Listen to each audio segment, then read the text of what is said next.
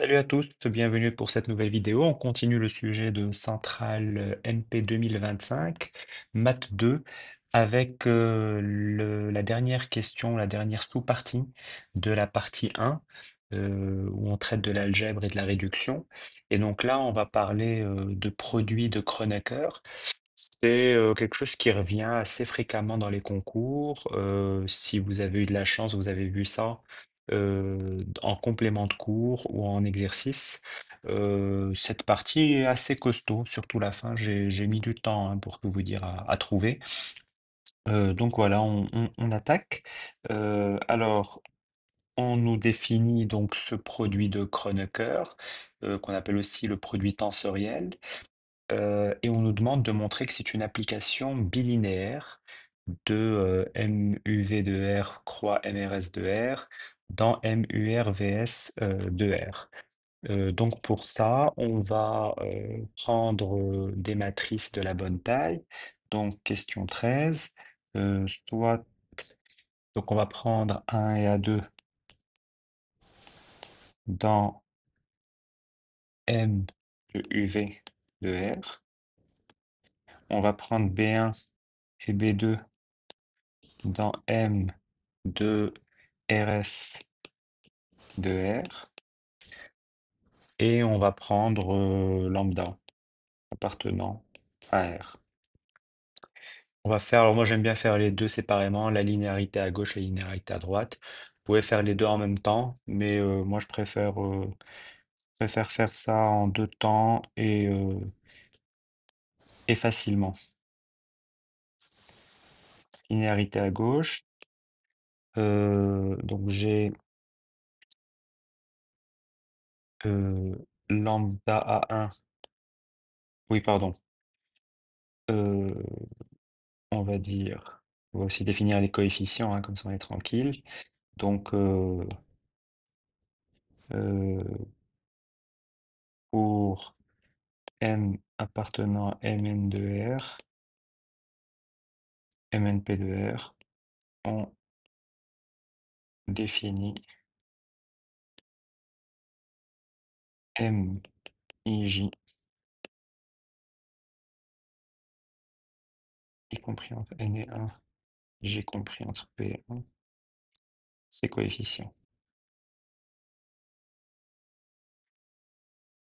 Voilà. Donc, linéarité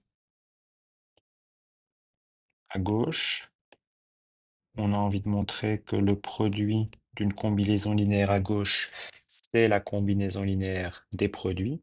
Donc, je vais prendre lambda A1 plus plus A2, pardon,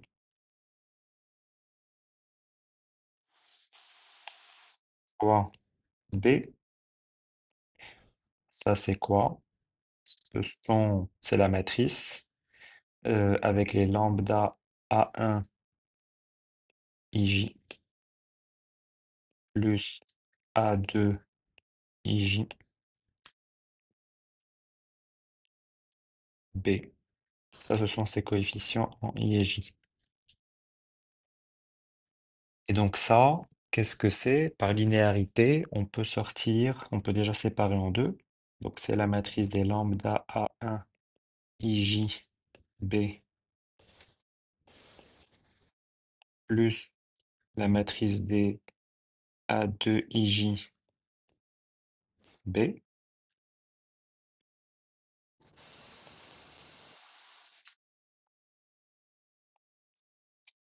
Et maintenant, on peut sortir le lambda. Ça, c'est lambda fois A1 IJ B. Plus ça, on reconnaît A2 fois B. Et là, on reconnaît lambda A1 croix B plus A2 croix B. Donc, croix est linéaire à gauche. Maintenant, linéarité à droite. On va dire que A1 fois lambda B1 plus B2.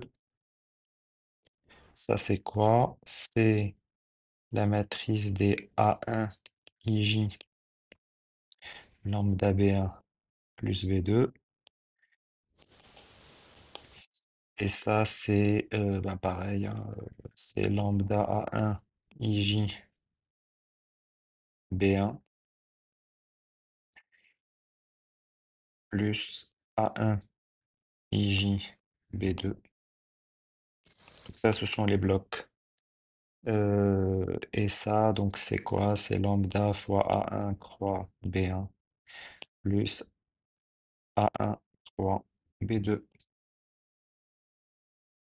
Donc, croix est linéaire à droite.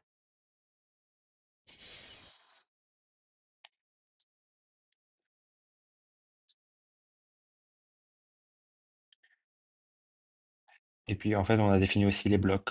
Donc, pour A croix B, on définit ces blocs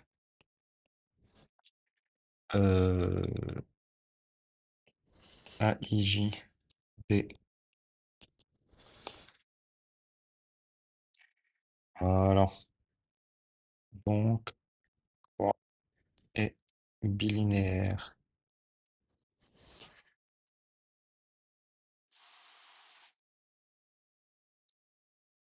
De M UV de R croix M RS de R dans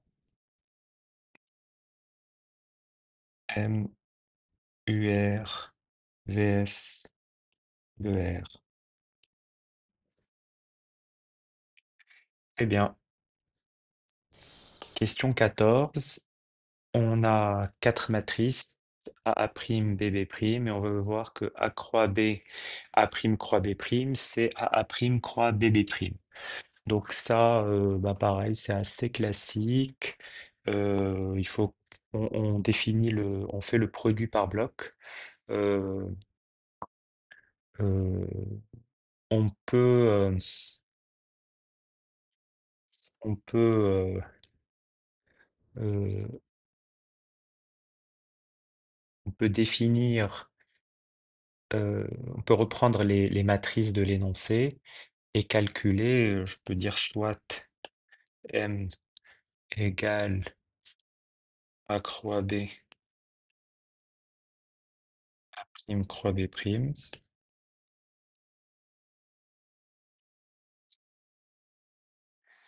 par produit par bloc, son bloc IJ est, donc c'est quoi le bloc IJ? Ça va être la somme, on va sommer pour K allant de 1 à V, des AIK B, A' K J B'. Et ça vaut quoi? B et B' ne dépendent pas de K. Donc ça, c'est quoi? C'est la somme pour K égale 1 jusque V des AIK A' K J B'. Et ça c'est le coefficient. Ça c'est A', coefficient IJ. D'accord? Et donc, c'est le coefficient. C'est le bloc IJ de ben, A', roi BB', par définition. Donc, on a bien montré pour A, bon, est-ce qu'on les réécrit? Ouais, c'est mieux. Pour toute matrice. Donc c'est quoi? C'est A dans M de UV. A' dans M de VW. B dans M de RS. Et B' dans M de ST. Donc A fois B, A' point B'. Ça, c'est égal à A' point B, B'. D'accord? Alors, je réécris tout ça pour être sûr d'avoir une assertion qui est vraie, qui est rigoureuse mathématiquement, et donc pour éviter d'énerver le correcteur éventuellement et qu'on perde un petit pouillème de points. Voilà. Enfin, si on n'a pas le temps, si on est en fin d'épreuve, bon, on optimise autrement. Ok, question 15. On veut montrer que si A et B sont diagonalisables, alors A croix B est diagonalisable et on a une information sur le spectre. On nous dit on pourra d'abord déterminer l'inverse du produit de Kronecker de deux matrices inversibles. Ok, on va utiliser ce qu'on vient de faire avant puisqu'on voit du A' et du BB'. Donc ça me paraît pas mal. Donc on dit soit AB appartenant à euh,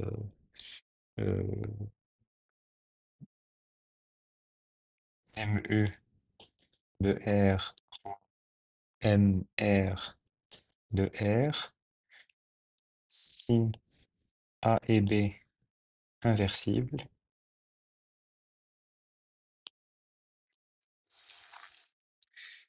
on peut calculer, j'ai envie de calculer AB A moins 1, B moins 1. Ça, c'est AA moins 1, BB moins 1, d'après 14. Donc, AB A moins 1, B moins 1, ça vaut IU IR, et ça, c'est I de UR. Ok? Et donc, comme c'est I de UR,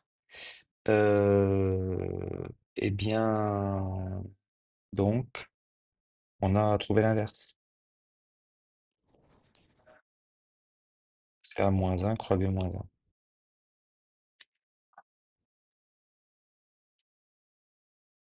Ok? Et donc, on va utiliser ça pour, si les matrices sont diagonalisables, pour faire des produits croisés. euh,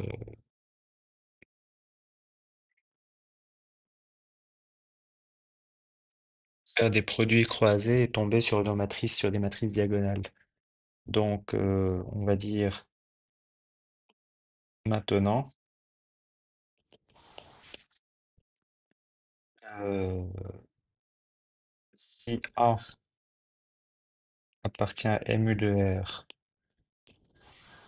et B appartient à MR de R sont diagonalisables, donc je précise pas nécessairement inversibles. Idéalement, tout à l'heure, pour l'inversibilité, j'aurais dû prendre d'autres lettres. Inversible.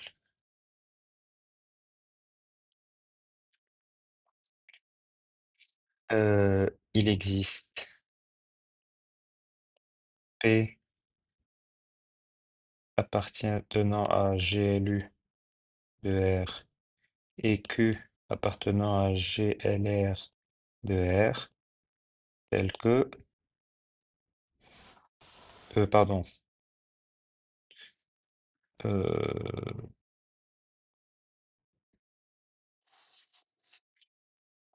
D appartenant à MU de R et donc D1 et D2 appartenant à MR de R diagonale. tel que, donc je vais avoir A qui vaut P D1 P-1 et B qui vaut Q D2 Q-1. Et donc là, ce que je vais faire, je vais calculer euh, P-1 croix Q-1 A croix B PQ. Ça va valoir P-1 A croix Q-1 B croix, pardon, pas croix, croix PQ. Ça, c'est d'après la question précédente. Et donc ça vaut P-1 AP croix Q-1 BQ. Et donc ça vaut D1 croix D2. Et ça, donc on va dire 1, ben j'ai P-1 croix Q-1 moins 1, enfin oui, donc est inversible, d'inverse PQ, ça c'est ce qu'on vient de prouver, 2 D1 croix D2 est diagonale, ça c'est juste la définition.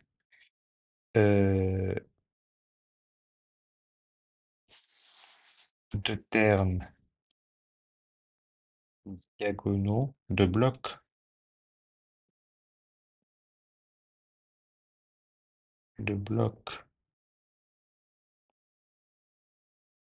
diagonaux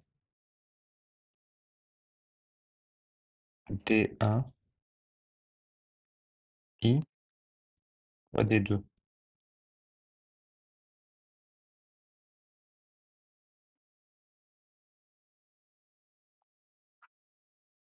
Ça c'est D1, c'est D11, D12, D1N. D'accord.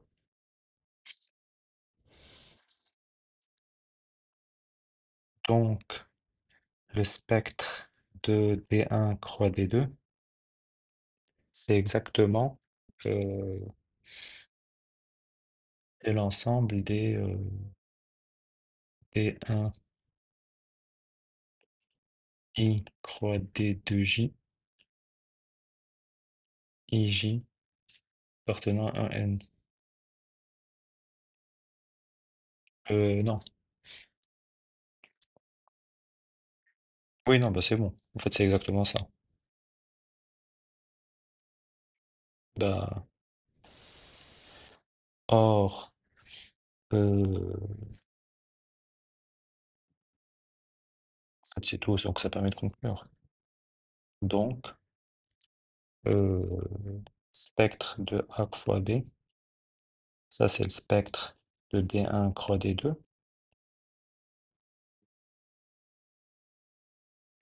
A semblable, on a trouvé la matrice de passage, et spectre de A fois B, A croix B, ça c'est l'ensemble des lambda mu, tels que lambda appartenant à spectre de A, mu appartenant à spectre de B.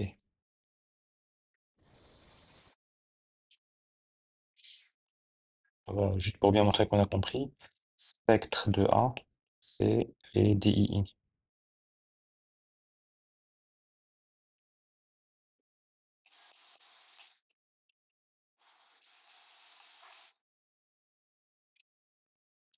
Voilà. OK? Donc on nous a donné l'indication avec les matrices inversibles, ça permettait d'exhiber la matrice de passage. Une fois que qu'on a la matrice de passage, on tombe sur une matrice, un produit de Kronecker diagonale. Et donc ça fait une matrice diagonale par bloc, où on multiplie à chaque fois chaque bloc diagonal par une des valeurs propres de la matrice A. Et donc ça donne ce qu'on veut. Voilà, bon, c'est assez technique. Si on n'a pas vu ça, si on n'a jamais vu ça, je trouve que c'est difficile. Si on l'a déjà vu, on s'en sort pas trop mal. Question 16, on nous donne une application numérique. Je passe rapidement. On a, en gros, on a J3 1, ça c'est cette matrice. Et donc on va avoir euh, J grand N 2, J grand N 2, c'est J9 2, et ça c'est, on va avoir J3 1 par bloc, ça c'est le produit par l'identité,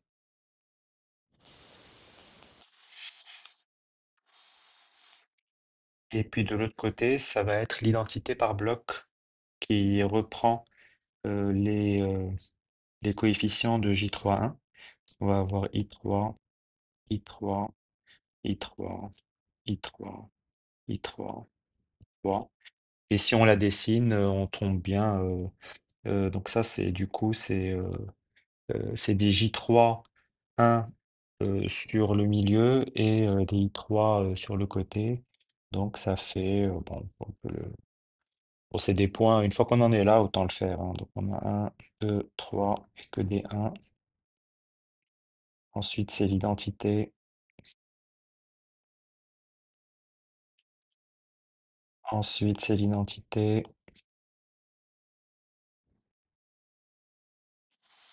Pareil. J3. Hop, J3.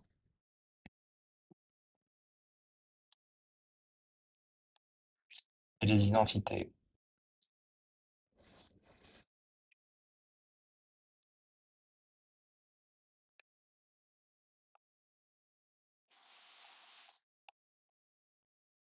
Voilà. Et donc, ça vérifie bien le graphe, ce qui correspond bien au lien du graphe dessiné. Ok, très bien. Dernière question de cette partie A. On revient au cas général, montrer que les valeurs propres de Jn2 sont les lambda J plus lambda K, sachant que les lambda J, ce sont les valeurs propres de Jn1. D'accord? Donc là, ce qu'on veut, en gros, on a une matrice. Alors, on sait que la matrice IN croix JN, ça, c'est une matrice diagonale barre bloc avec des JN. Donc on sait que celle-ci, elle fournit lambda J. Et on veut que JN croix IN fournisse aussi finalement les lambda J comme valeur propre. Et l'idée pour ça, c'est qu'il faudrait qu'il y ait une base de vecteurs propres communs. Et pour ça,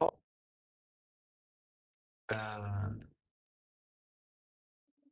on peut faire, soit on exhibe un vecteur propre de l'une et on montre qu'il est vecteur propre de l'autre,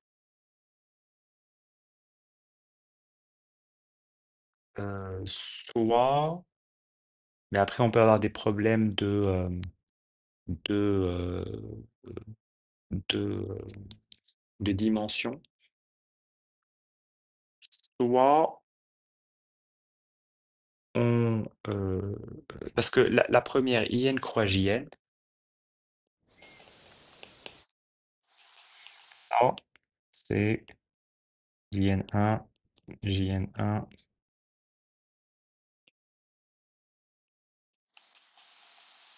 d'accord? Et que des zéros partout.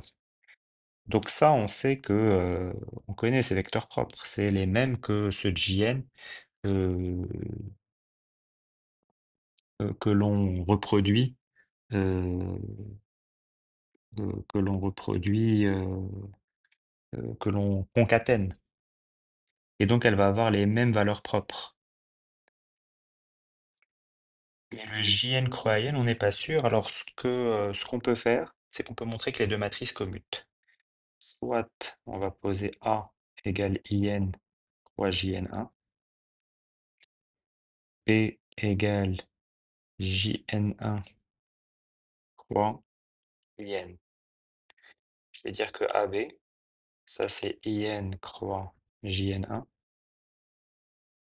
JN1 croix IN, et ça vaut quoi? Bah, ça vaut JN1 croix JN1.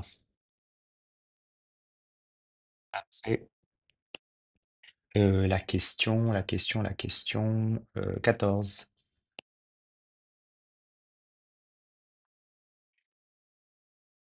Et puis BA, bah, c'est pareil.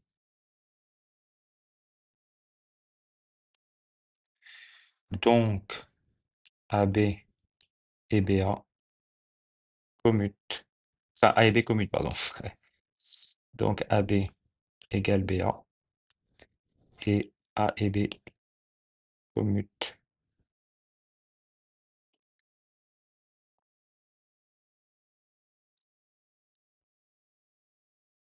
Et donc, ce que ça implique, c'est qu'elles sont codiagonalisables. D'où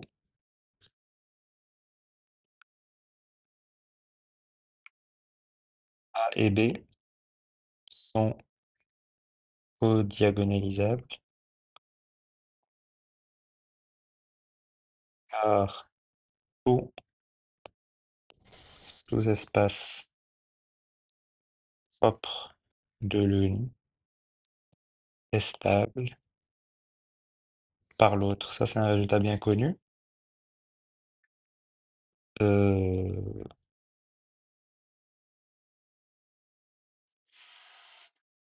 euh, comme le, le, le, le-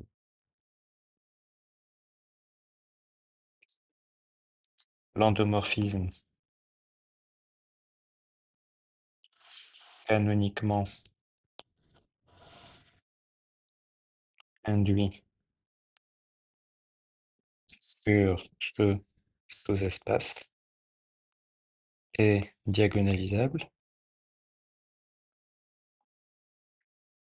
ce qui permet d'exhiber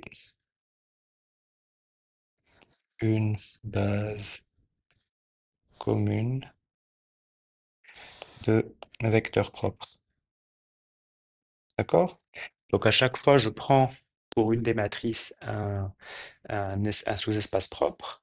Il est stable par l'autre matrice, et donc dans l'endomorphisme induit par l'autre matrice, c'est un endomorphisme qui est induit, puisque c'est un sous-espace stable et qui est diagonalisable, puisque par exemple, la grande matrice est annulée par un polynôme scindé simple, et donc l'endomorphisme induit est aussi annulé. Et donc il est diagonalisable, et donc on peut en exhiber une base d'espace propre, et donc cette base d'espace propre, elle est aussi une base d'espace propre pour la première matrice, puisqu'on est parti au début d'un sous-espace propre. Et donc, par récurrence, on peut montrer qu'elles sont codiagonalisables. Et donc, si on se met dans une matrice, dans une base de codiagonalisabilité, on va pouvoir simplement sommer les valeurs propres. Donc, le spectre de A plus B, ça c'est l'ensemble des lambda plus mu, tel que lambda appartient à spectre de A, mu appartient à spectre de B. D'accord? Et maintenant, il faut juste montrer qu'elles ont les mêmes valeurs propres. Or, si on regarde A,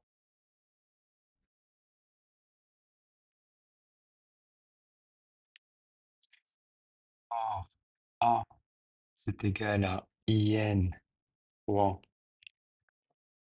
et IN JN1 diagonalisable, B, c'est JN1 croix IN, donc d'après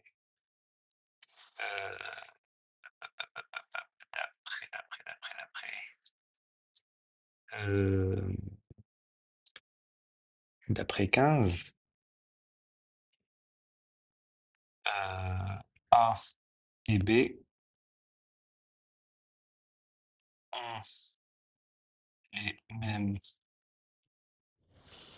valeurs propres, sont les lambda k fois 1, euh, lambda k à partir de JN1, d'accord? Euh,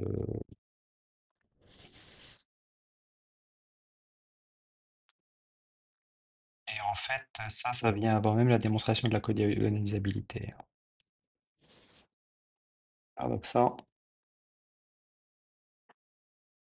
hop, on va le mettre là pour être rigoureux, parce qu'en réalité, on ne peut parler de codiagonalisabilité que si on a établi que A et B sont diagonalisables. Hop, d'accord? Et donc là, on a montré, donc, spectre de J grand N2, ça c'est bien l'ensemble des lambda K plus lambda J, tel que KJ appartiennent à un N au carré. Voilà, donc là, je trouve que c'est la question la plus difficile de la partie. Il faut connaître, il faut avoir pu aller rapidement en début de question pour pouvoir passer 10 et 20 minutes de réflexion sur cette question pour pouvoir vraiment bien la rédiger. Voilà, c'est la fin de cette partie grand A, intéressante ce sujet, pas facile, d'un bon niveau je trouve, pour le concours central, qui repasse pas mal d'éléments de la réduction, et qui permet de bien tester si on a à la fois bien compris le cours et si on arrive à traiter des choses qui sont adjacentes au cours comme les produits de Kronecker. Si vous avez aimé cette vidéo, n'hésitez pas à vous abonner à la chaîne, à mettre un like et dans les commentaires, comme d'habitude, n'hésitez pas à me donner, à me poser vos questions et à me donner vos suggestions. Je me ferai un plaisir de vous répondre. À bientôt.